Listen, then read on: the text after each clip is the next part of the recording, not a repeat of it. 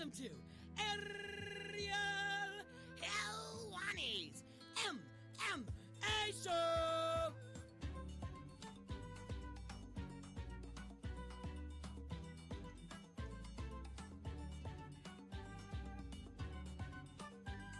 Back in your life on this Monday, July 6, 2020. Hello again, everyone. Welcome back to a brand new edition of DC and Helwani. Oh my gosh, DC. Holy smokes. If you would have told me 4 days ago that we'd be talking about the things that we are talking about on today's show, I would not have believed you. It has been an insane 72 or so hours in the world of mixed martial arts. We have so much to discuss. My head is spinning, but I got to tell you this. I am so excited for today's show. I think I'm more excited for today's show than any show we've done so far.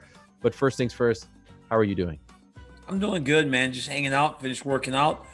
Come to do my show. You know, like you said, come to do my show. Our show? Okay, our show. I'm sorry.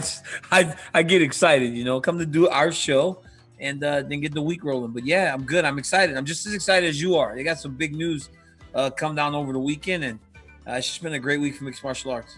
By the way, is it a little different for you now, like the way you digest news? Because in the past, you didn't really have like a show to talk about it out. So do you see the news? You're like, oh, I can't wait to talk to my boy Ariel about this on Monday. Like, how do you react to it? Is life a little different now, or is it kind of just the same and I'm, living in a fantasy world?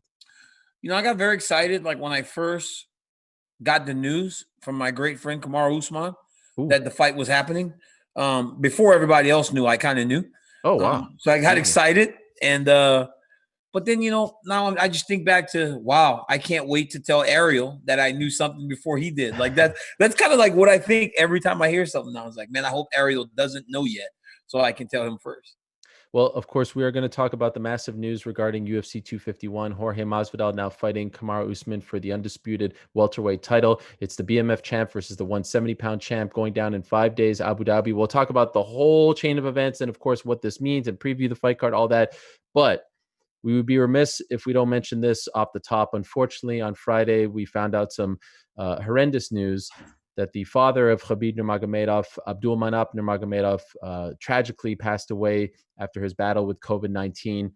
Later in the program, we will talk more about Abdulmanap and your experiences with him, but we wanted to send our best to the Nurmagomedov family, and we know that Khabib and his entire family are hurting right now. Our condolences to them, and I know, DC, he's a very good friend of yours as well, so I'm sure you echo the same sentiments. Yeah, man, I've been praying for the champion, from the moment his dad got sick, because I know what he means to him. And I know right now must be,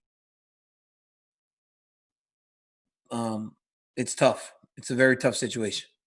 Yeah. So later in the program, we'll talk more because you posted a great video, and I want to ask you about that video of Abdulmanap working out with one of your youth wrestlers. So we will talk about him and honor him in the best way possible. But for now, let's talk about the massive news that broke over the weekend. So this is the timeline for those that don't know, DC. Let me take you through it. And you may claim that you know a little more than me. If I'm being honest, I kind of feel like, we had this one from beginning to end over at the ESPN MMA team. But here's what happened. Friday, they have this charter plane. And don't check out on me now. Are you checking your phone while I'm telling you the story? It's like I'm trying to pull up the call I got, the FaceTime I got from Kamaru Usman before. That's all I'm trying to do is I'm just trying to get to the FaceTime from Kamaru Usman, the champion, telling me. Did you screen record it? No, I didn't screen record, but I don't get a lot of FaceTime calls. So I got a FaceTime from the champ, and the champ was like, Go ahead. Run the timeline of events, and then I'll poke a hole in. So the UFC has this charter plane that's leaving from Las Vegas to Abu Dhabi. Etihad Airways, they rented out this plane. We talked about the hub cities, the idea that you came up with like 3 months ago. Vegas, London, Moscow, and Sao Paulo. And DC's in camp right now because he's pulling out the big jug of water. This is the camp jug of water right here. This is the real deal. Holyfield. It's great. It's tremendous. Can't see the hair today, but I'm assuming it's just as good as usual. In any event, so they have this plane leaving from Las Vegas, and word starts to trickle in that Usman and Gilbert Burns aren't at the airport about to get on the flight. We find out late Friday night, Gilbert Burns out of the card, not feeling well. So then Saturday morning, we hear from Masvidal's management team, and they say that he is, quote unquote, absolutely willing to step up. Now, DC, sometimes these things happen. People say, hey, I'm in, but it's really kind of for show, for PR, right? 6 days notice. Like, is it really going to happen, especially considering all the issues that the UFC had with Masvidal over the past month? Well, come Saturday afternoon, July 4th, Saturday evening, they start talking about it. positive negotiations, moving in the right direction. There's a path forward, all that stuff and more. And come late Saturday night, Sunday, all sides, Usman, Masvidal, UFC agree to the deal. Sunday morning, Jorge Masvidal flies from Miami to Las Vegas, private jet, lands in Las Vegas, takes his test. Usman, who's now back in Dallas, returns to Vegas Sunday morning as well, checks into the hotel. They both take their tests. They both pass their tests, their COVID-19 test, that is. And as we are speaking, they are on their way to Abu Dhabi, not on the same charter flight. This flight was for the July 15th card, Ige Cater. Usman on the charter, Masvidal on the private jet. They are headed that way. Now, they have several tests to take between now and Saturday, but this fight is signed and it's a done deal. It's Masvidal, it's Usman. It's the fight I said I wanted from day one. It's the fight I said was going to happen, and it's happening in 5 days, July 11th. So let me ask you this. Now that I've laid it all out, DC, are you surprised after Burns pulled out on late Friday night that they actually got the deal done with Masvidal, considering all the issues they had over the past month? Whenever Burns fell out and Masvidal said he would absolutely fight, I was certain they were going to get a deal done. Really? Yes, because here was the thing that allowed for Jorge to get what he was asking for. Right? It was going to take something out of the ordinary for him to get what he wanted. Right? Because they had come to that point, both sides, where they were like, "We're not willing to do business." Right? It is what it is. I'm not going to give you what you want. Well, I'm not going to give you the fight because you're not giving me what I want. Great. But here comes this extenuating circumstance, right? A big circumstance that allows you to come back to the table and go, hey, are you a little more willing now to give me what I want? And the UFC is like, you know what, man? This is Fight Island. This is a big card. We need to blow this up. We need Usman here. And this is the guy. So, yeah, I was certain. And I never questioned whether or not Jorge Masvidal wanted to fight, right? He wants to fight because he's a fighter. Nobody gets as many fights as he has, fights in the backyard, not be a true fighter. So I knew the moment they can come to terms financially, the fight would happen. And there was a great chance the terms could be met under these circumstances, opposed to having Gilbert Burns looking so good and being such a viable second option. And in case you're wondering, I spoke to Jorge very late Sunday night / Monday morning, 1:30 a.m. In New York. And he told me he's very happy with his deal. He feels like it's not everything he wanted, but he's very happy with where he's at, and he's on his way. So let me ask you this. Everyone wanted to see this fight, right? This is the fight that we were all promised. Everybody did. Everybody wants to see the fight. Well, you were more campaigning for Gilbert. You said, I thought Gilbert looked so great in that last fight that he could get a title shot, right? And he got it but we also knew where the UFC and Jorge were in terms of the negotiations. So it was very reasonable to think that Gilbert Burns was going to jump him. And Gilbert Burns had beat the former champion and #1 contender. So, yeah, I thought it would be Burns' fight. But when there's no Burns, there's nobody else but Masvidal. Sorry, what? I heard beep, beep, beep, beep. Was that? Beep. Oh, that's DC backtracking. I don't know. I'm backtracking. You telling me I'm backtracking on the broadcast? Oh, this is the #1 contender. Well, he is the. Hey, and guess what? And I would. Oh my goodness! I knew you would gloat. Beep, I knew you would gloat. Beep, I knew you would gloat. See, that was one of the things. This was why I about canceled coming on today, because I knew you would gloat. I knew you cancel. I about canceled because here comes this guy. I told you so. I told you so. But the reality is, the fight went to Burns. And then COVID got Burns. So let's not go acting like you were just right the whole time. And by the way, this isn't an interview anymore. You can't cancel on me. That's how this works, okay? I'm about canceled. It doesn't work like this. This isn't 6 months ago. In any event, I just want to say, I hope that Gilbert Burns feels better. No one wishes that upon anyone. And you have to feel for the guy. He had the fight. He was literally in Vegas on his way to go board a plane, and it gets taken away from him. It's the right call, obviously, but you do feel for him. And we'll talk more about what this means for Gilbert in a second. But because we wanted to see this fight so badly, is there a part of you, DC, that is like, man, 6 days notice, like, I kind of wish we'd get a full camp. I kind of wish we'd get all that. Like, don't you want to see these guys at their best, or do you like it because it's these crazy circumstances? Could I be honest with you, bro? For a long time, because of my situation with Jones, I've always thought Malky and Abe and all those guys were idiots. I've always thought they were idiots. I'm very cordial when I see the guys, but I'm like, these guys are idiots. They're not. They're genius. They're Wow. smarter than I ever thought. They're genius. They got what they wanted, the money, right? They got the money, and George got his contract. He's on 6 days' notice in a fight where he's a 3-1 dog. But even if it wasn't 6 days' notice, he'd probably still be about a 3-1 dog. So it's like everything is salvaged. He gets to fight the fight with Usman. If he wins, his legend will go to heights that could never have been imagined. But if he loses, well, he took the fight on 6 days' notice. What's he supposed to do? Usman's been in camp, ready to fight. They have truly created a no-lose situation for Jorge Masvidal, because now Jorge is the guy that stepped up, right? Jorge stepped up. So now the UFC's got some good favor with him. Jorge got his money. So now Jorge's got his money. Jorge's got his title fight. Now he's got his title fight. But under circumstances where if you win, you become a legend. But if you lose, you actually lose nothing because you took the fight on short notice. But the reality is, this was when the odds makers made the odds, they probably would have instilled him as about a 2.5 to 3 to 1 underdog to begin with. So it's not like much has changed. They're genius. The Kawa family, they're all geniuses. Malky and Abe Kawa are geniuses. Jorge Masvidal is a genius. They're all geniuses. I never thought I'd hear you say that about the Kawa I didn't brothers. want to say it, but like, hey, credit what credit's due. They're all genius. Yeah, I mean, who would have ever thought that it would But play think out about like that, this? though, right? What does Jorge lose next week if he loses to Kamaru Usman? People will love him regardless. Why? Because he stepped up. And what else?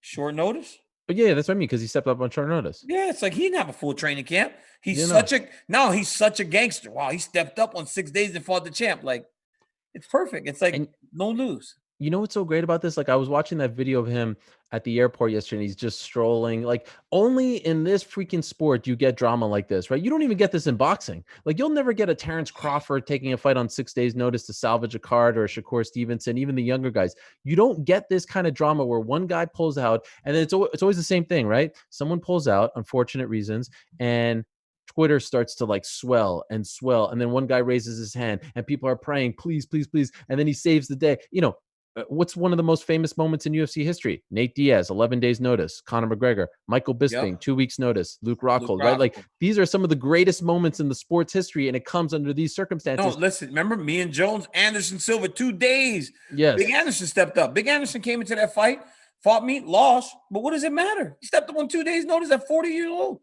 So it's I want to bring up that one because, like, the guy who was there won. In this case, it's like I'm talking about the guys who took the fight on short notice. Oh, okay. I'm sorry. I thought you meant like people just stepping up. But it's still great. Yeah, people get excited about that sort of thing. And it doesn't happen in any other sport, right? It would never happen in any other sport. And so here you have a situation where I believe now, and I want to know what you think, I think we may have added 500,000 pay-per-view buy. Like, you can't buy this kind of PR, right? Like what happened this weekend. Am I too crazy? Am I drinking the Kool-Aid here? I think this show is going to be a smashing success. Smashing. I hope it's a smashing success. I thought it was going to be very successful regardless, but 500,000 pay-per-views, Ariel. That's a lot of buys. I mean, I think honestly, adding Jorge Masvidal to a card that was already good, I bet that adds you 300-400. I bet you that adds you 300,000 pay-per-views.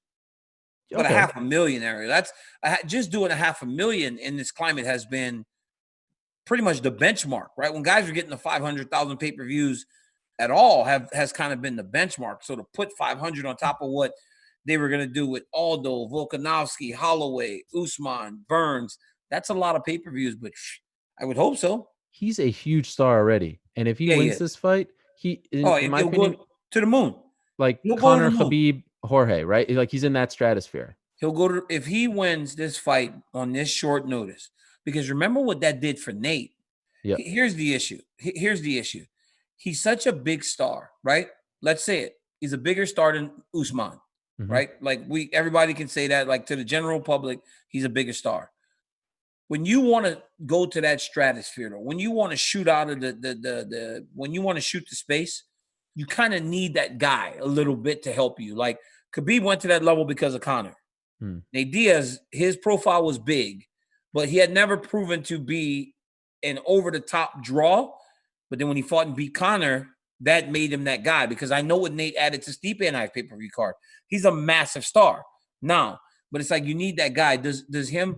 I think the circumstance, if he can get past Usman, will allow him to go to heights that he's never seen before. But I think, honestly, more than anything, he elevates Usman when the fight starts. I think it's like the challenger elevates the champion in this instance more than the champion elevating the challenger. Okay, and I'm happy you said that, because obviously we're focusing on Masvidal and he makes it happen because he steps up. But Usman deserves a lot of credit too. Oh, he took the fight. Exactly. Let's not forget UFC 151, right?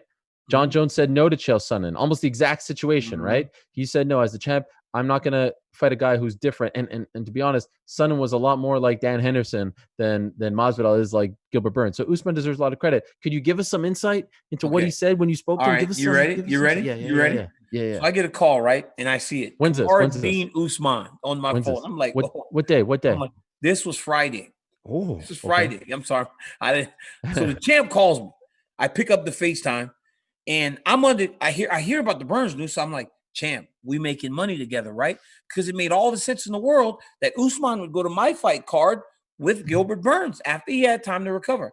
And he was like, I thought so, champ. But he's eating something, right? He's eating something in this very cool way, right? Where he's like really enjoying his food. He's like licking his fingers. And he's like, champ. I'm like, so we getting money, right? And he's like, I thought so, champ. But I'm like, no. He's like, but I was like, he's stepping up. He was like, yo, I'm on my way to get my daughter. I'm going to Florida. He goes, but now I'm in Dallas waiting for the word because I'm turning back around. Wow. I was like, what? I was like, it's happening, champ. He was like, I think he's going to step up. And he's like, I was like, wow. He goes, man. He goes, this is the fight I want. He's like, I want to punish this dude. He was like, I want to punish this dude. He's like, I'm going to punish this dude. He's like, because, Gilbert Burns, we've trained for a long time. Gilbert Burns is a dog. He's a flat out dog. Like on the ground, he's a dog. In the stand up, he's a dog. But I'm going to smash this dude. And I was like, well, good for you. He was like, I'm just waiting now. He was in Dallas, bro, waiting in the airport, eating something in the coolest way that I've ever seen anybody eat anything and enjoying it so tremendously. I was like, what? Is this dude enjoying his meal, or is he enjoying the idea that he finally gets to fight Jorge Masvidal? And bro, he's motivated. He's excited. He thinks that this is a great matchup for him. And he feels he's going to expose Masvidal for who Masvidal is to him. He feels like Masvidal taking him lightly. No. He isn't taking him lightly. But he's what Masvidal is to him, and he said this publicly, is he feels like Masvidal is not on that level. Now, the hype around Masvidal is warranted, right? Beating Darren Till and beating Ben Askren the way he did, beating Nate Diaz. But he still feels like it's a lot of hype around Masvidal. And when he gets to that level, he's going to put him back in that place where he's a fun, exciting fighter, but not a championship caliber fighter. What about the fact that he's going from fighting a training partner, a friend, right, a colleague, to now a guy that he despises, right? Is that good or bad to go to have that switch in 6 days, right? I think it's for me, I would think that it's a little easier for Usman, right? Because you got to put away all those emotions of you being a 0-0 fighter, training with Gilbert Burns all the way to where you are today. You got to get rid of all that. You got to get rid of all those memories, all those times hugging after practice, sitting there for an hour after the grappling and the submissions that you have gotten, submissions that he's gotten. You got to put all that away to go out there and try to smash this dude. But now you get to go beat a dude that you really got bad vibes for, a guy you really don't care for. You don't have to deal with any of the emotional ties to him. It's I feel like for Usman, he's much more excited about this scenario opposed to what he was facing before. And honestly, man, you saw Gilbert Burns. Yep. Gilbert Burns is a dog, man. The dude is good everywhere. And he's got great cardio. He's got unbelievable confidence right now. Both of those guys. Masvidal has some tremendous confidence himself right now, So, I mean, I'm excited. So, I agree with your point that it's probably better for you if there's a little more friction there as opposed to like being buddy-buddy with a guy and it's an awkward situation. By the way, Usman, as you know, went to Colorado to train with Trevor Whitman, Justin Gaethje, Henry Hooft, who they were originally part of his team, was gonna corner Gilbert Burns, but No, he wasn't. No. But he decided not to. He stayed Yes. back. And I asked him on Sunday if he was going to go now and help Usman in this fight. And he said, no, I'm staying away from all of this. So perhaps because they're going to have to fight somewhere down the line. But I agree with what you said. But how about this? I think there is infinitely more pressure on Usman's shoulders than Masvidal's shoulders. And sometimes that's not the case. But I think the champ, no, like he was preparing for someone. Once again. What? Another fact, another part of the genius in putting this fight together, right? Like the pressure's all on Usman. Like, again, you're supposed to beat this dude that came in on 6 days' notice. Exactly. You've had a training camp. You're the champion. It's like creating this scenario where the dude truly has nothing to lose. So a lot of people say Usman will just take him down. He'll grind him out, 5 rounds, better cardio, all this stuff and more. Can I tell you, and I'd love to get your expert opinion on this, I think Jorge Masvidal has underrated wrestling. I think Jorge Masvidal has underrated takedown defense. Am I crazy? I think first off, I think you. By the way, he's not on the level of Usman, right? I just want to make that clear, but I don't think he's going to get ragdolled. I think you love Jorge Masvidal. Like, seriously, you've got the biggest crush on Jorge Masvidal. What are you talking about? I've ever seen. This dude's this, or this dude's that. I think you have the biggest saved the day. Street Jesus saved the day. Listen, I love his deal. I love Jorge Masvidal's thing. You guys are on the outs right now. I'm trying to bring you back. No, we don't need to be friends. Like, hey, listen, I don't need to be friends with anybody. He's your Marvin Vittori. It's okay. First off, because Marvin Vittori can beat you up. Like, he can't beat me up. Like, here's the thing. Like, I don't have to be friends, but I can still respect what he does. I like his thing. I'm intrigued. I watch him walking through the airport like that. I find humor in it. I watched you guys' whole interview this morning. Like, I'm interested, right? Like, I'm interested. And I'm happy the dude got his money.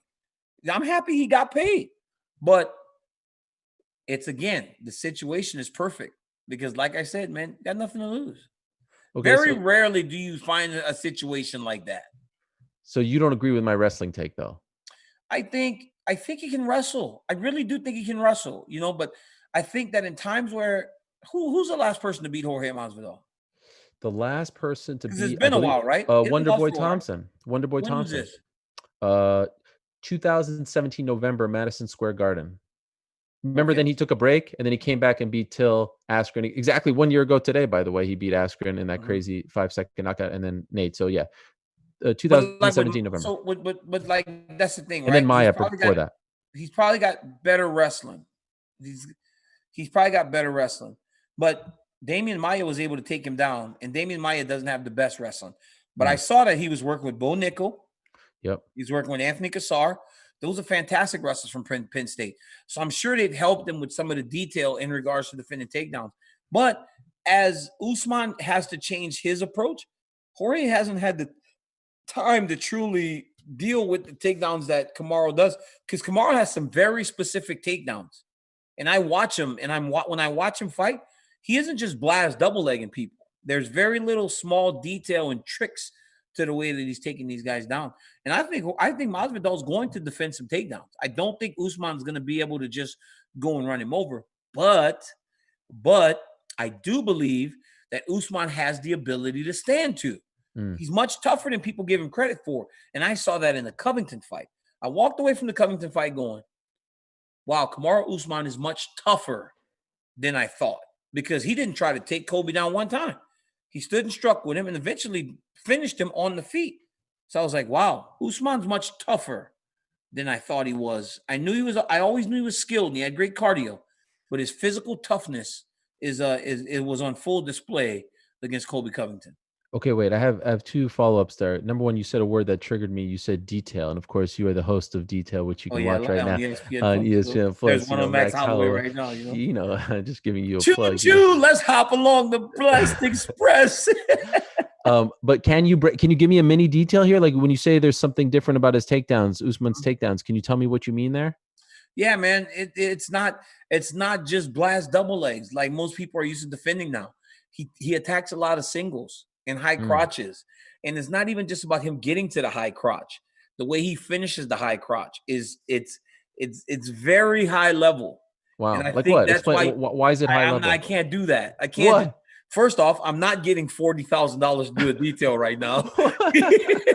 First off, Damn. first off, I'm not getting a whole bunch of money to do a detail right now. Okay. And secondly, these guys got to fight next week. You know, and it's Oh, like I my can't. bad. Oh, You know, my these guys got to bad. fight next week. But there's a whole bunch of little things that he does in there that's a little bit different, and it's cool. It's really cool to watch. Wait, so you're Team Usman right now? Are we just like? No. I'm not saying I'm Team No, Usman. that's But I cool. even That's cool. apologized to Max yesterday. I had to apologize to Max Holloway Why? because I was like, I didn't know it was going to come out right before the fight. Right, Okay. talking about all those things, and so it's like it's like it's a great. I love my job, but it's obviously we've been using it kind of in front of the fights, but now it's like there are certain things that people can kind of look at. Have you heard from any fighter who said, "Hey, I watched detail and I saw this. Thank you for this," or Yeah. "Why'd you got to expose me?" Oh, really? That's a tough I've spot. heard from a lot of the people that we've done details on. They talk about some of the things that we picked up on in the film. Yeah, they enjoy it. I have a great idea. Why don't I do detail? I know nothing about what I'm talking about, and people will think that I'll fake it, but it'll be all the wrong stuff. So I'll just sit behind you and tell you, no, pick up on this. Because all I'm really doing is honestly, when you do the detail, you just pick up on an idea and then you just I follow the idea and see how many times that thing shows itself. Zhang Wei Li enjoyed it. Ioanni Jacek enjoyed it. Amanda Nunes enjoyed it. Max enjoyed it. Everybody that's done it, they've really enjoyed the show and given props. When's the first time you met Usman? Because he was part of the whole U.S. Olympic team. Yeah. When do you remember the first time you met him? I think he was at the Olympic Training Center. I went back after I was done wrestling a couple times, and he was a resident athlete at the Olympic Training Center. What does that mean? I might have met him when I was still wrestling, when he was younger. You know, he kind of came up and he would just be at the training center. You know, I knew him just from wrestling. He'd be at the U.S. Nationals. He'd be at the World Team Trials. He was just at all the competitions. You know, dude just wanted to be good at wrestling. Was he ever close to making the U.S. Olympic team? No, he wasn't very close. He might have come close to making the national team once, which is top 3 in the country. But or maybe he might have made the national team. But he came from a smaller university, right? Like, so when he went to the Olympic Training Center as a resident athlete, he was having to kind of play catch up a little bit because most of those guys are coming from Penn State, Oklahoma State, Iowa, and he was coming from Nebraska Kearney, you know. So he just had to play catch up a little bit, but he did, and he became a very important player on the national wrestling scene. By the way, what does resident athlete mean? The ones that stay at the Olympic Training Center. They live at the Olympic Training Center in Colorado. Yeah. They don't just go in. Like, I was never a resident, so I would come in for training camps. I would come in for special training situations, but Usman just lived there. Like, but again, he needed to, right? Because he was kind of playing catch up to all the guys from the bigger universities. When he came into MMA, honestly, did you think he would turn out to be this good? I didn't know. I honestly didn't even know he was fighting because, again, like I knew him the whole time. We used to call him Marty all the time. And then somebody was like, Kamaru. And I was like, who's that? I didn't know who it was. I didn't know who it was. But then once I was like, oh, I know who that is. Right? Because he came to Fox one time and I knew him. But I was like, oh, I know. Yeah. I was like, he's Marty. We used to call him Marty all the time. But then he asked respectfully, like, he's like, hey, man, I'd like to go by my name. Like, this was just a name somebody gave me. And I'm like, yeah, we should respect you. You're a man. Kamaru. Sure. Yeah. Wait, so you're confirming the Ben Askren story. This wasn't just a joke that he made up. That. Yeah, everybody used to call him Marty when he was wrestling. And it was okay. But he was like, he said he never truly loved being called Marty. He wanted to be called Kamaru.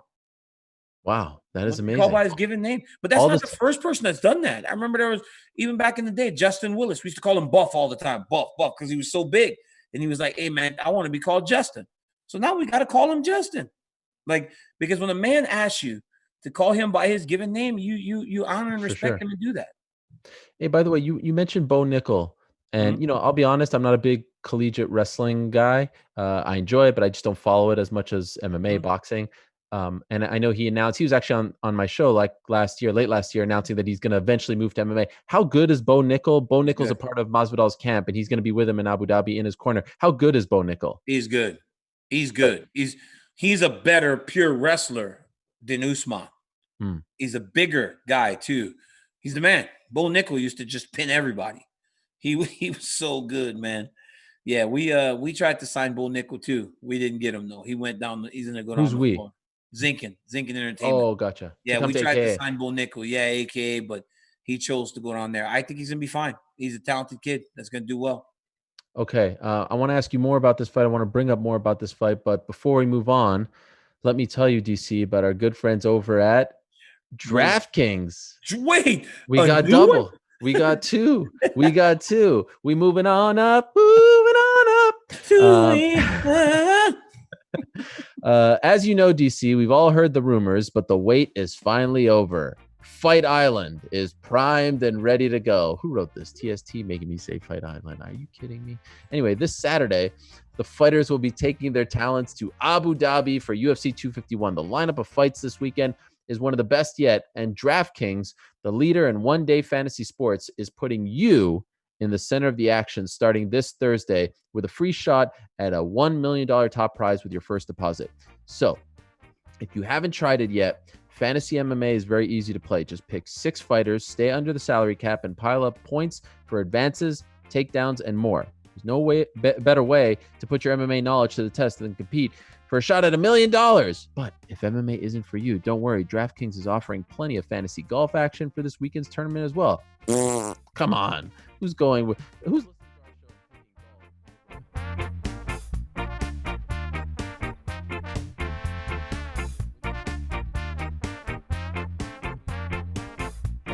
Skin in the game than with DraftKings. Download the DraftKings app now and use promo code Ariel to get a free shot at the $1 million top prize for this weekend's 251 contest with your first deposit. Why isn't it DC and Helwani or DC? Yeah, it's been weeks where it's like use the code Ariel. Yeah, like, dude, use the code DC.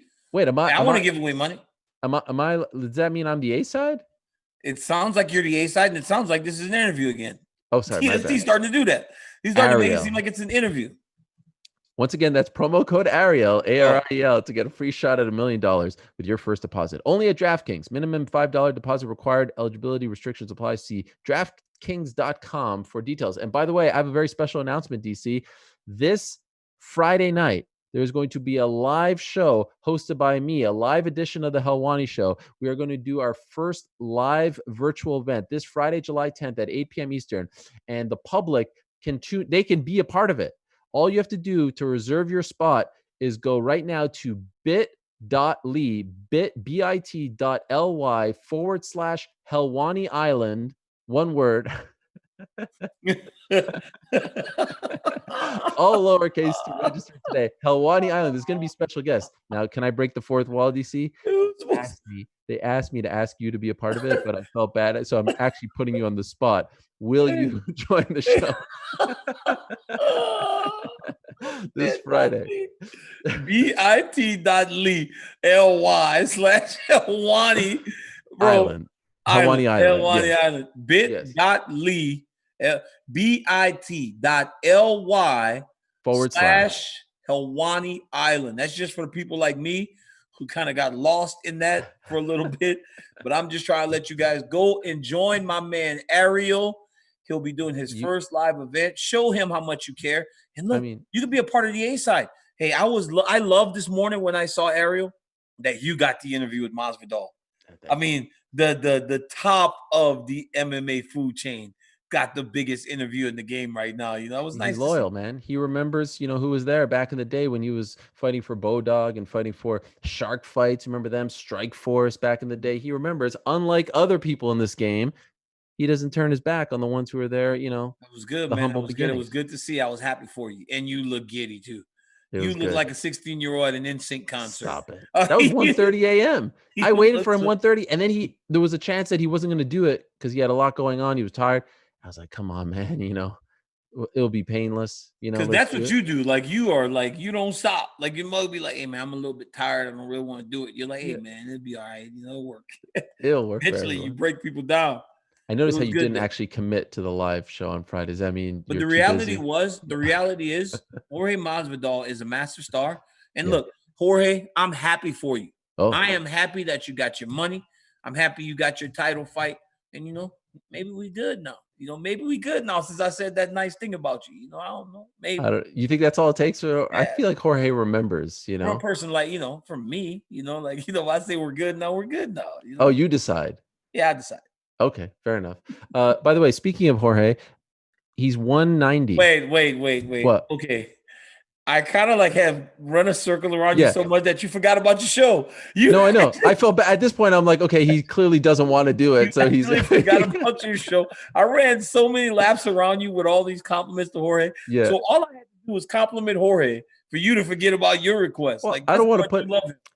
I have guilty conscience. Like yesterday, I asked you about the time. You didn't respond. You respond. You're like, hey man, chill with the requests here. I'm like, yo, it's not requests. It's just like I'm trying to get you to commit.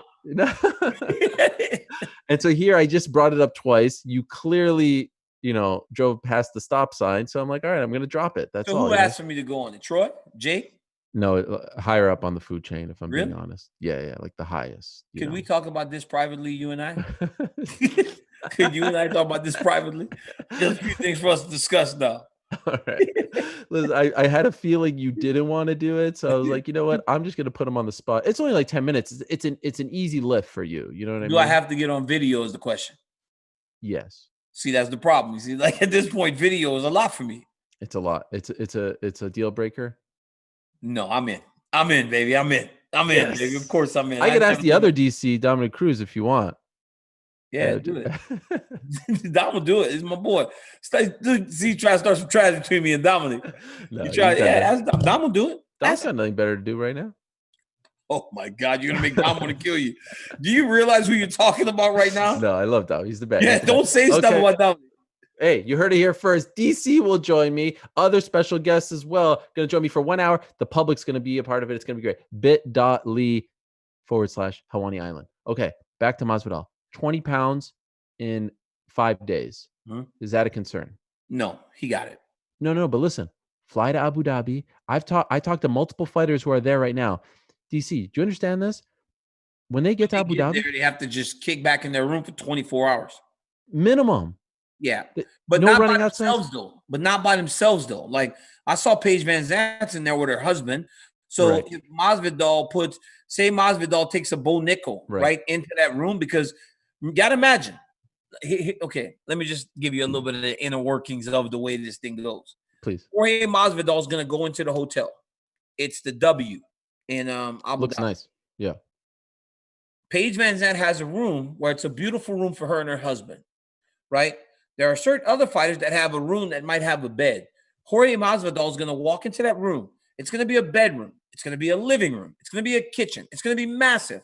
So if he says, I need my partner in the second part of this suite, he can put a bull nickel in there. They can wrestle. They can pummel. If they go out on the balcony and they just pummel for 30 minutes, Jorge Masvidal is going to lose 4 pounds, 5 pounds, put his plastics on, pummel with bull nickel out on the balcony. It's 100 degrees and 85 degrees humidity. That's 120, right? So it's like he's going to be able to lose that weight effectively as long as he can have somebody in his space for those 24 hours. Or he go jump rope. If dude just goes out there with his plastics and skips rope for 5-minute sessions, every 5 minutes he'll get a pound in that heat. So yeah, the weight shouldn't be an issue for nobody like Masvidal, especially a guy that's been fighting as long as he has. What would you do if you're in this situation where the fights are actually happening at 7 a.m. local time? Would you just stay on American time zone, or how would you go about that? Stay nocturnal? So acclimating is very important, right? So you got to try to acclimate to the time that you're in. But the reality is you have to stay on schedule. How far ahead of us is Abu Dhabi? 8 hours. Well, no, from me, 11 from you. So 8 for Masvidal. Yeah. 8 for Masvidal, 8 for Usman. 9 for Usman. 9 for Usman because he's in Colorado now. Actually, 10. Sorry. I thought Dallas, Central. But how long has he been in Colorado? 6 weeks? No, he was in. Yes. So so you got to go Colorado time. So if you're Masvidal, 7 a.m. fight is when it starts? So main card will start at 6 a.m. So that's 10 p.m. Eastern. So let's say 2.5 hours. 8:30 a.m. But you got to wake up and all that stuff. That's late from Masvidal. That means that he's going to the octagon almost 1 o'clock in the morning. But you've done that in New York. We've all done that in New York where we've had to fight super late. No. What do you Yeah, I mean tried 1 o'clock in the morning? Eastern time. Eastern time. Like when I Yeah. fought in New York, I didn't go to Sure. the arena till 10 a.m., 10 p.m. So Okay. it's like you just kind of acclimate to the time. If I'm him, no, I'm staying on schedule because there's not enough time for him to get on schedule to wake up early enough to train and be ready to fight by 8 o'clock in the morning. I'm trying to stay on my schedule where I am right now. So I'm trying to uh, sleep during the day, sleep at night. I mean, honestly, 6, 7, 8, 9. Oh, that's a tough one. That's a tough one. It's hard for me to even put a beat on it because if he is going to bed at 5 a.m. there, or like 10 p.m. there, you're talking about being in the morning on the East Coast almost. Yeah, it's all messed up. Yeah. And then when does he train? So it could work, right? So it could work.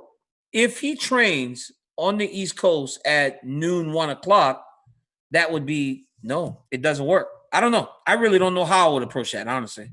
Wow. You never had to deal with this. Like when you went to Not like that. Australia, you fought in Australia. And but I got You just, there like oh yeah. the fight, right? And then I'm sleeping in the back before I went to the octagon. What do you mean you're sleeping in the back? I fell asleep, man, and Bob was giving me coffee. He's like, "You better What? wake up. You got to fight." I'm serious. You were sleeping in the back.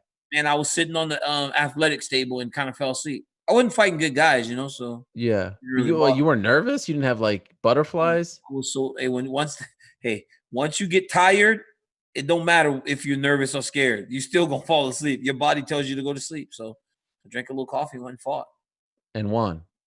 But Easily. you know what? You know what I need to. You know what I was trying to think about for Masvidal is like when I go to the East Coast, I don't train until super late, right? So like I wouldn't go to work out till 11 o'clock at night. So I'm out till 1 o'clock in the morning almost every night when I fought in New York, just because I knew I'd have to be up at 1 o'clock in the morning when I was going to fight on Saturday. So, yeah, but that's such a big difference, man. It's such a big difference and it's such an odd time only because the fights are happening at 7 a.m. If the fights are happening in the afternoon or in the evening, it'll be easier to judge the acclimation. Now, could I ask you, you're not calling this card, right? In Abu Dhabi? Yeah. Ariel, I am at my house right now. Like, yeah. I would have been Well, in Vegas last week. I'm trying to set this up. You got a fight to prepare for. No, but when you do, because we haven't really done this yet. When you're not calling, like, do you make a pick, or because you're Team Usman, it's weird for you to make a pick? No. I can make a pick. I don't want to, but I will. I mean, I don't care. I think it's just a lot for Masvidal in such a short time. But I think that's probably going to be the idea for most people. Is that it's just very short notice to go fight a guy for 25 minutes who's been training for 6 weeks. He told me he's going to bet on himself. I don't think I picked Nate Diaz when he fought Conor because I was like, it's just too short notice. He hasn't really been. Now, was I kind of rooting for Nate? Probably, yeah. He's from this area. But I didn't pick him because I didn't know it was such short notice. You definitely didn't pick Bisping against Rockhold. No, didn't pick Bisping. I thought Michael was going to get smashed. Right. But he won. So don't matter who I pick. Them dudes gonna make their own bed. They're gonna choose. They're gonna decide the outcome. And by looking at that interview this morning, Jorge Masvidal seems confident that he can get the job done. Have you ever bet on yourself? No, I'd never do that. Why? Too superstitious. Right. Scared. Don't want to like tempt fate. I'd rather just go out there and kind of do my thing. Let me ask you about Gilbert Burns. Tough spot for him. It has happened before. You get the shot and the train rolls on without you. I remember there was a time back in the day with Kyle Parisian, way back in the day, he was going to get a welterweight title shot and he never got it because he got injured and the train rolled along and things happen. What do you do? I think you do Leon Edwards versus Gilbert Burns now. I think poor Leon, he can't get any love. Why can't you do Leon versus Gilbert? No? It's so crazy how Usman, Masvidal, and Burns. Remember we talked about this weeks ago when it was like, somebody's out. No, these guys are just out. Everybody's out. Like Conor was out and he was the biggest star. And then this dude was out. Usman is going to get the bigger, most high visibility fight. Yep. And I believe Gilbert Burns gets a second. I think Gilbert Burns gets Nate Diaz.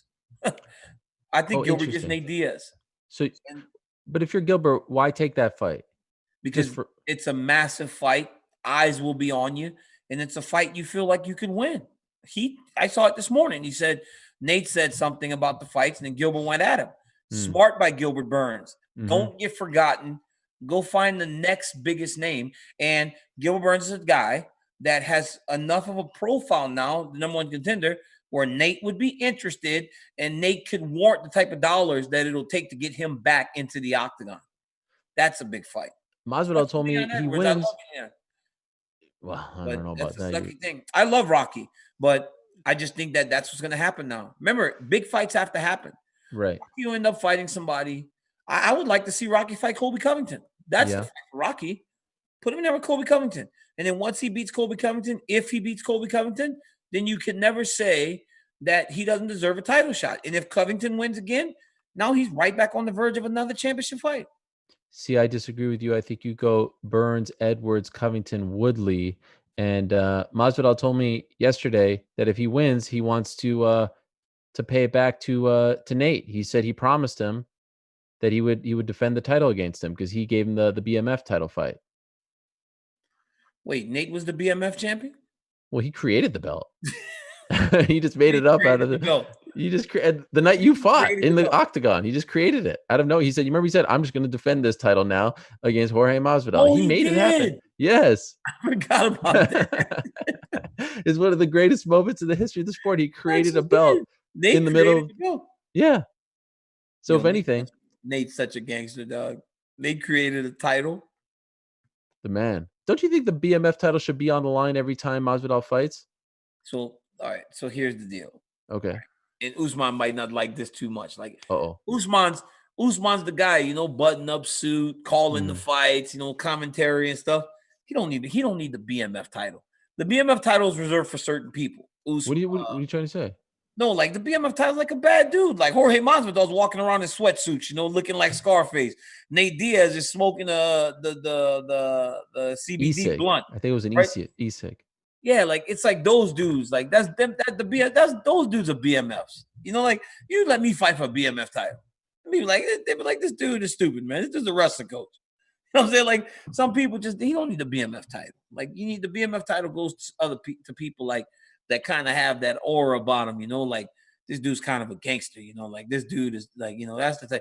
Man, you put Yoel Romero in there for a BMF title. Like hey, that's the thing. But yeah, it don't work for everybody.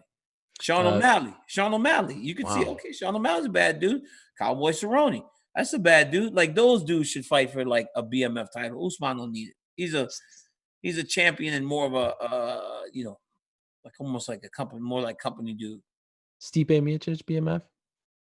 He's the heavyweight champ of the world. Hey, let me tell you something. When you're the heavyweight champ of the world, you don't need nothing else.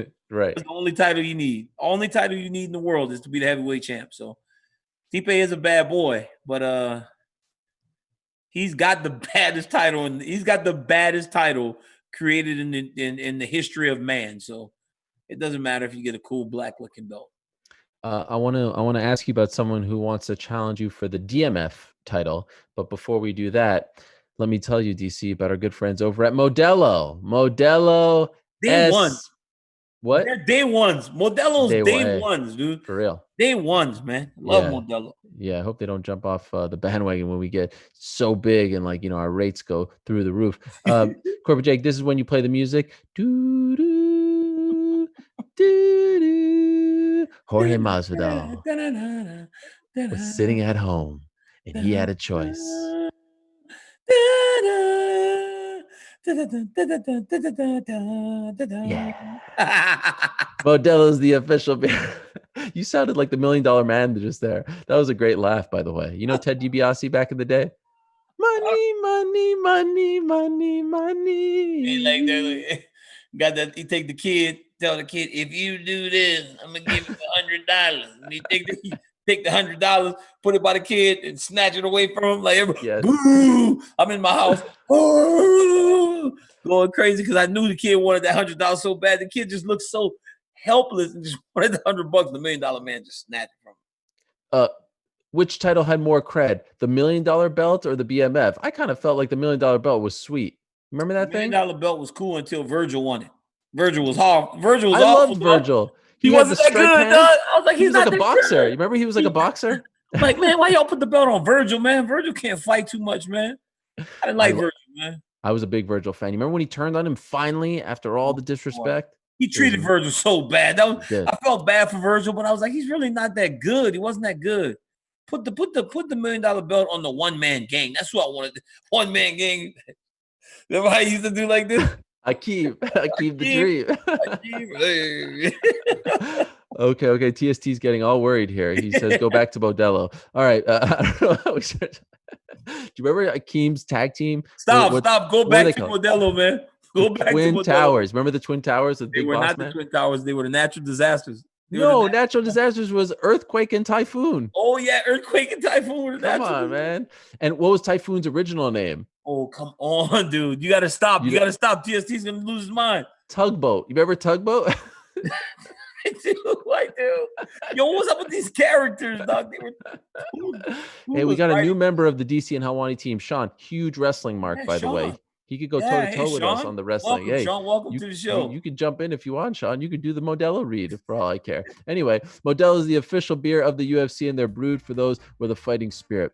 Modelo partners with UFC fighter Amanda Nunes. She's got the fighting spirit just like everyone else who's fighting at UFC 251 on Saturday night. Because the fighting spirit means never giving up, even when the odds are against you. Great beers are like great fighters. It doesn't matter where you come from. It matters what you're made of. Modelo has been the gold standard since 1925. Modelo is a crisp Pilsner-style lager that set the standard for authentic Mexican beer. Modelo uses premium hops to give the golden lager its crisp taste. So, when you're watching UFC 251 Saturday, July 11th, exclusively on ESPN Plus pay-per-view, make sure you have a crisp Modelo Especial within reach. Modelo, brewed for those with a fighting spirit. Drink responsibly. Beer imported by Crown Imports, Chicago, Illinois. Support them because they support us.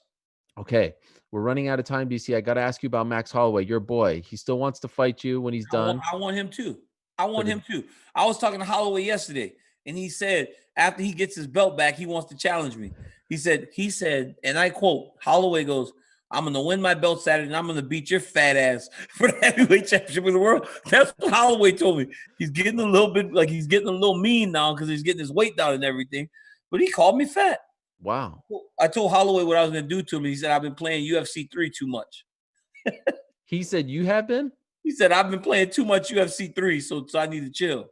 Oh, by the way, I saw on the poster, it sounds like they're going to unveil something regarding UFC 4 this weekend. If you look at the poster, they say an official unveiling. You know anything about that? I don't. Oh, okay. That's weird. They might be in the cover athletes or something. Maybe they're doing the cover athletes. In any event. Or athlete. Right. Max Holloway. Athletes because, like you saw the NBA 2K. Yeah. A Kobe, right? Kobe one. They got the Kobe cover. They got Big Dame on it. They got Zion Williamson on the PS5. They got like multiple covers for NBA 2K. Does this excite you having multiple covers? Like, why do people get excited about this? It's the best, bro. Like, because you get to choose, right? You're not just like you don't just take whatever they give you. You can choose but I feel like this year being on the cover of NBA 2K is almost like, man, it's bad because you got the Mamba Forever cover that everybody's. Oh, you got to go with that. Everybody's gonna buy the Kobe cover, but the Kobe edition is $99. The rest of them are a little bit less. What do you get for that? Just the different cover? You get some virtual credit. You get some virtual currency points. You get like different things from my team.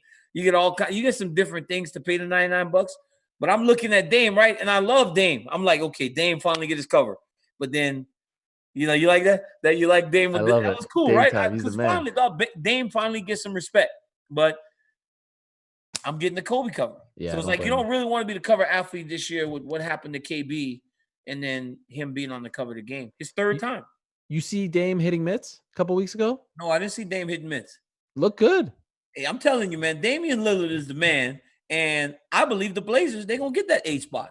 I think so as well. They're going to beat the Pelicans, and they're going to beat the Grizzly and get that 8 spot. And by the way, shout out to you. You have a new toy. Toy? They announced this last week. Oh, yeah, my new action figure. Yeah, he looked good, too. You saw him? He looked big and strong. Look at him. He looked big and strong. Like Max didn't like his. He thought they made him look too much like you, like too thick. But that CC, not CK, THICC. That's what he thought. Yeah, because we all like kind of a little chubby on there. Because something with the way that it's built, it's like the ribs are open and then the body's like underneath. But I'm like, hey man, that still looks better than I do on my day-to-day life. So I'm good with it. So Max needs to chill. Those skinny guys, man, always got something to complain about, huh? Yeah, it's not cool. Let me. Okay, so can I just ask you? This is a big, a big thing. Do you believe Max when he tells me that he did all his No, his I Zoom don't. I asked him training? about it. Oh, okay, wait. So let me just set it up for people. He said all his training was done via Zoom. The first time he saw his coaches was at the airport when they were leaving to Las Vegas on Wednesday of last week. He trained with no one. He didn't have any training partners. He didn't spar, nothing. What is going on here? Do you believe him? Because Volkanovski told me he doesn't believe him. He said it's SH blank blank. He doesn't So I believe it. asked him yesterday about this, and I go, man, what's up with you, man? I said, I never thought you could find a way to be more despicable.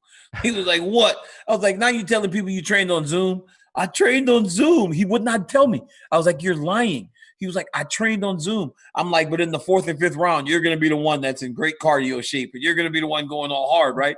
He was like, I'm trained on Zoom, DC. But everybody in the background was laughing. Like, I don't know who was with him. There was like a whole bunch of laughter. But he also told me that the odds, he was like plus 140.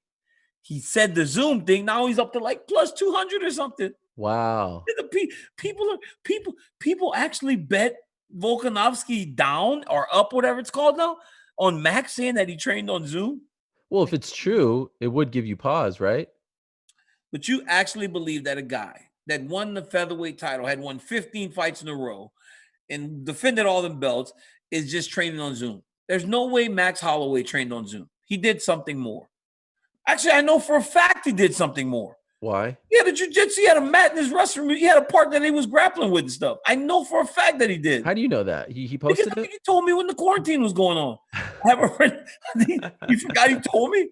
He forgot he told me. He was like, I got one guy that comes over, we do jiu-jitsu and stuff. So maybe that was at the beginning. So at the least, he did grappling. Right? I know for a fact at the least he did grappling. So yeah. But good on Max, man. Hey, let's pretend that he like a fiddle. Let's pretend that he is playing everyone. Kind of brilliant, right? Brilliant. He's smart. Everybody looks at Max and he's this great fighter and he's so friendly. But he's also one of the smartest dudes I know in the entire world. He's one of the smartest guys I know. And right now, he's hoping to make Alexander Volkanovski settle down a little bit and take him for granted. But that's something the champ won't do. Volkanovski's a true professional, and he's going to be ready to fight. We were talking about pressure. I think all the pressure is on Max here, right? You lose to the champ twice, you're in purgatory. You're stuck. You're stuck for a while.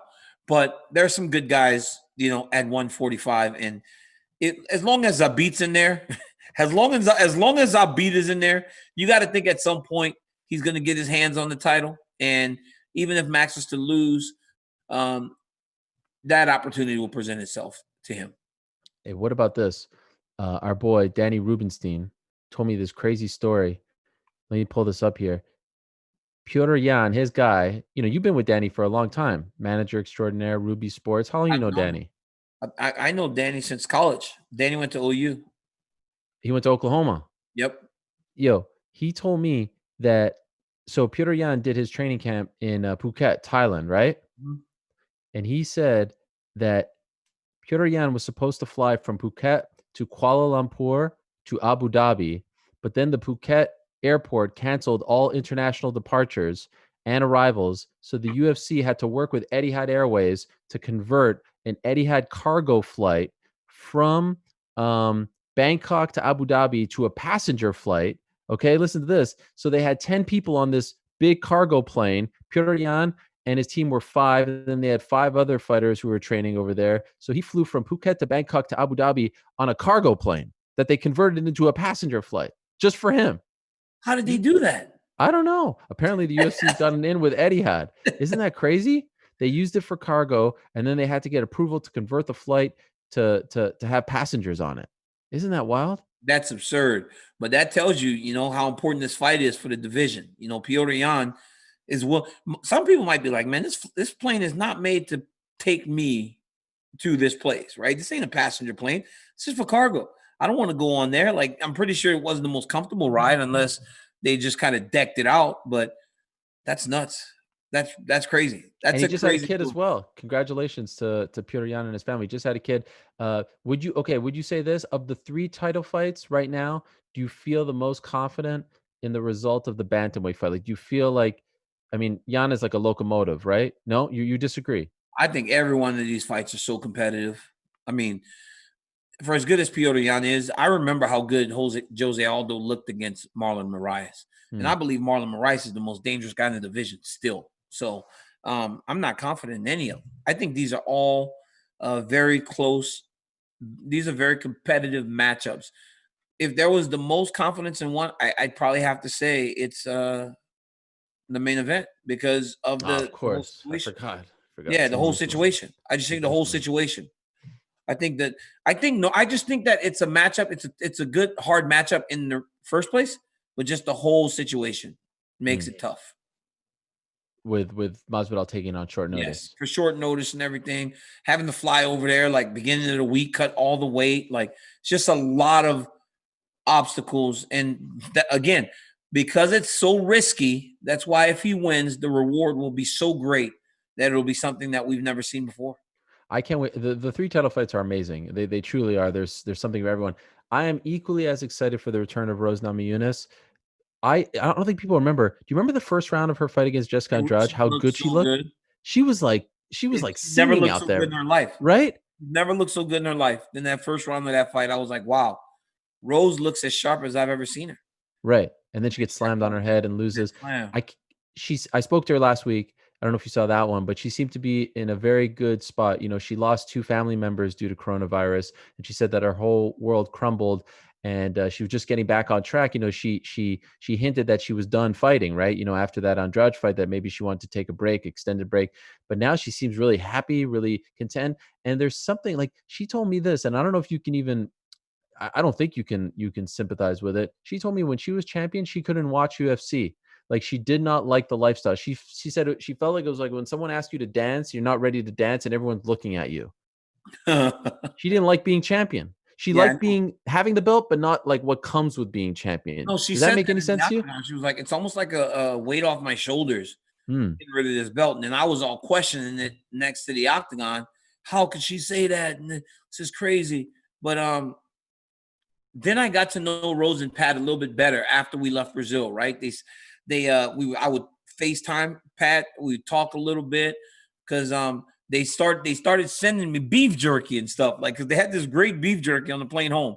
So we talked about the beef jerky, and then they sent me beef jerky, and then they would call and we would talk. And I was like, you know what, man, after I see their lifestyle, I can see why it was so hard for Rose. Because her and Pat wake up, they go and sit in their garden for hours. They make their own beef jerky. Like they have such a different life, bro. They play with their dog. They go walk their dog. They have a very small life that just they love. Where it's like it's very simple. They get out, they go to the garden, they chill, they watch TV with each other, they do these things together, and it's what they love. So her having to travel and do photo shoots and do all these other things probably came a little difficult for her. Yeah, I can't wait to see how she looks, and it's a great fight, a great rematch. Last thing on 251, true or false? This is Paige's last fight in the UFC. What do you think? I believe this will probably be it for Paige Van Zandt. I think she's going to move on and go do something else. I think that her and her husband have such a strong bond that they want to be together in everything they do. And so I believe that she'll probably go fight in Bellator. But You don't think she's done fighting? You just think no, I she's done? think she'll go Yeah. fight in Bellator. I just think that her and her husband, they have such a strong bond that they want to be together in everything. And I believe that fighting in the same organization is probably one of those things that they want to do together. So I do believe it. I know people like to rag on Paige, you know, oh, Instagram, this, that. I still think that she could be a great fighter. Like she could win a Bellator title. Why not? She's still 26. Yeah, she's a young girl and she's a good fighter and she's very committed. She looks in phenomenal shape right now. She looks like she's been training hard and getting herself ready to go. And people forget about what she did when she was on her run.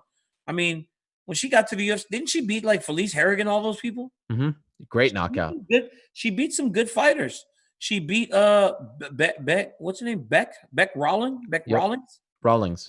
She beat some good fighters, you know, and she just when she got to the very elite is where she struggled, right? With Michelle Waterson and freaking Rose Namajunas. Like those are the best fighters in the world. Yeah. So I think that she's still very viable. And I saw the odds to her fight, and she's a massive underdog, which is kind of crazy.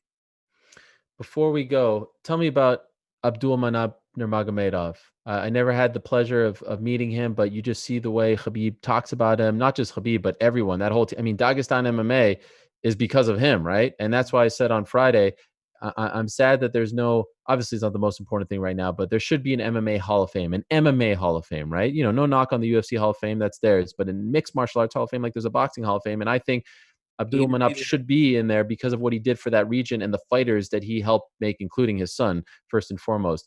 Who was this man? Why was he so special? Oh man, I met Habib's father at UFC 187. He was there with Islam fought, I think, and I remember going to the Ultimate Fighter gym, and I was cutting my weight, and his dad grabbed me, and he starts pummeling with me, and I was like, "Yo, he's strong." I was like, "Habib's your dad's strong, right?" So I'm just kind of talking to him as I'm grappling with Abdul Manap, and then he's like, "DC, you need to pay attention, brother. This guy will try to smash you." And all of a sudden, we end up on the ground, and we're going about 60%. It was like harder than I thought we were gonna go. But he wanted to make me start sweating, right? Because it was time for me to start cutting weight. So he wanted to make me start sweating, but he just kind of wanted to get me moving because I was sitting around, he started moping and pouting, and he wanted to test himself. He just wanted to test himself against me. I'd been there to wrestle, but he was just a strong man. He would wrestle anyone. He would train anyone. He tried to help anyone. He did so many things to try to help people and to just instill this family value in the Khabib like nothing I've ever seen. He's raised a great champion and has left behind a fantastic family because Khabib and his kids, they idolized him. They loved him so tremendously.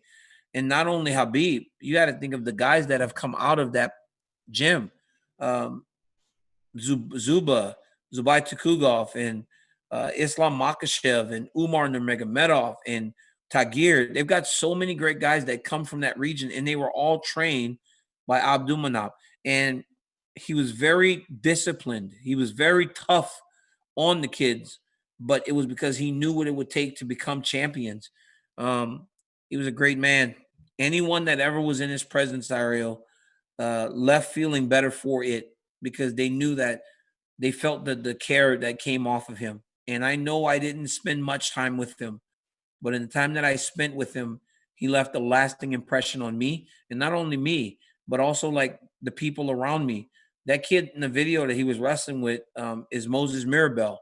And Moses Mirabel will be a freshman at Gilroy High School now. But he's just a little boy. He was one of the first wrestlers on my team ever when I started at AK. And he would always come to my fights and he would cut weight with me because he wanted to be my coach.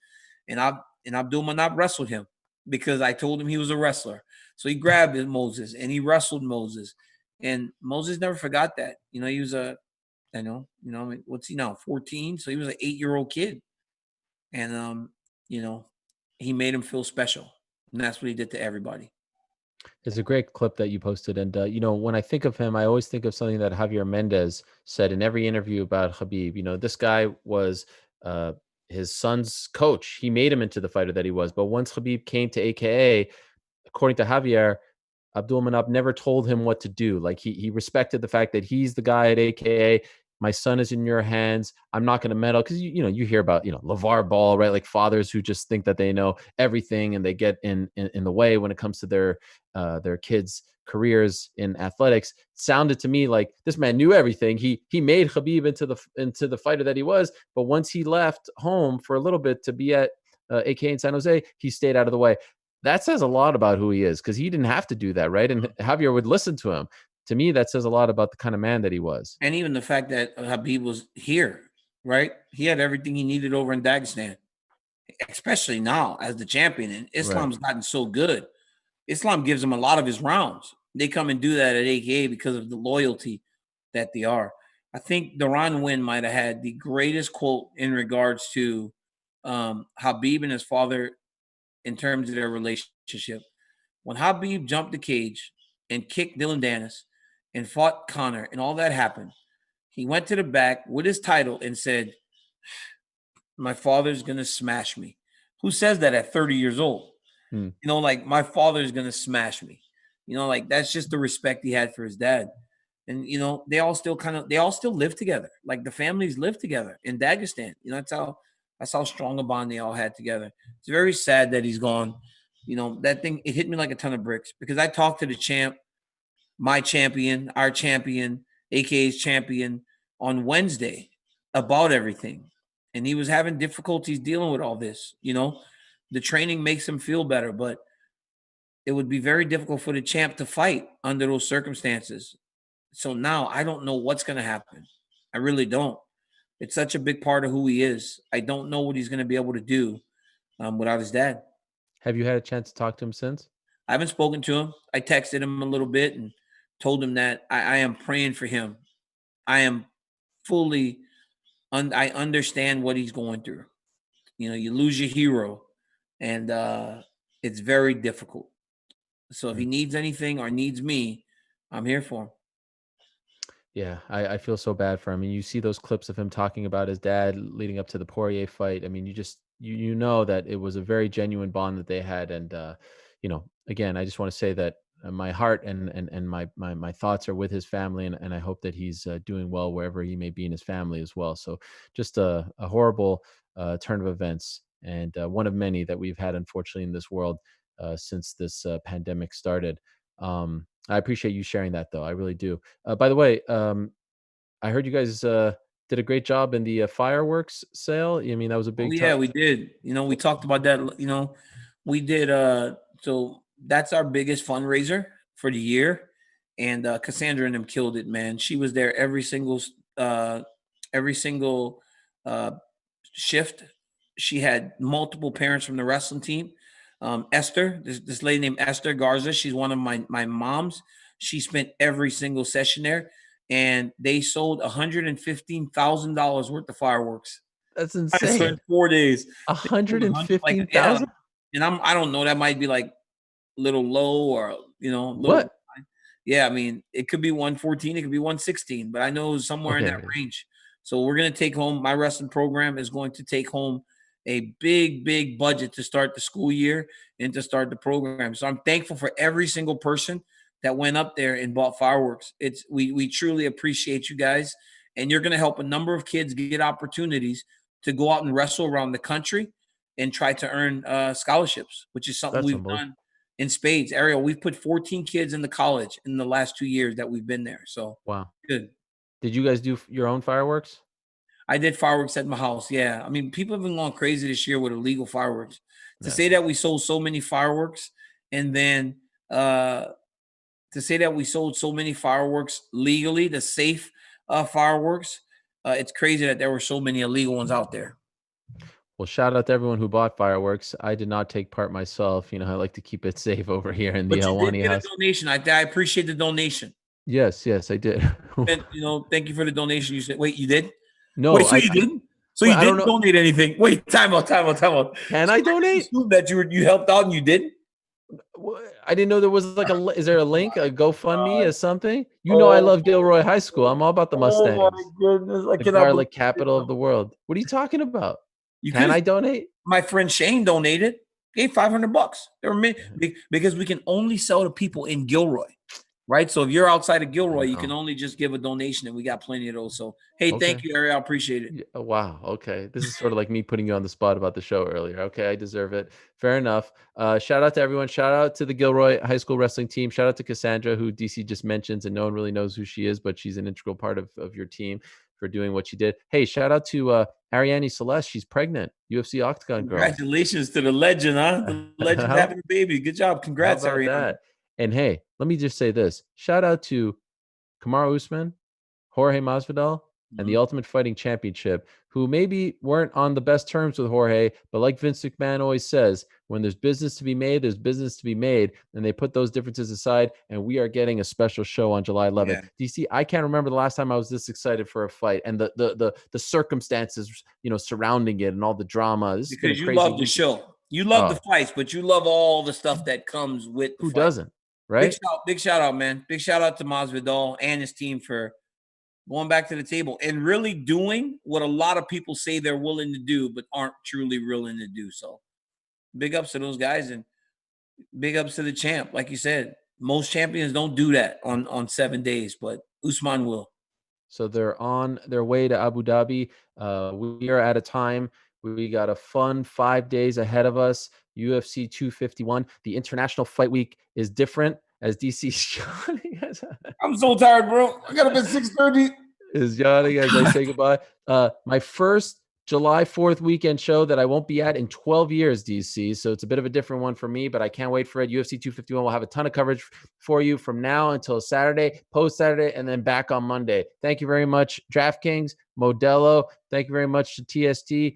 Thank you very much, Corporate Jake. Sean, new addition to the team. And hey, check out the virtual show on Friday night as well, bit.ly/Helwani Island. DC, you're the man. Have a great week of training. It's great to talk to you as always. I look forward to this more than you know each and every Monday. I appreciate you, and I appreciate everyone who continues to watch, rate, review, subscribe, support us, because we're taking over, baby. We're out. Peace. We'll talk to you next week.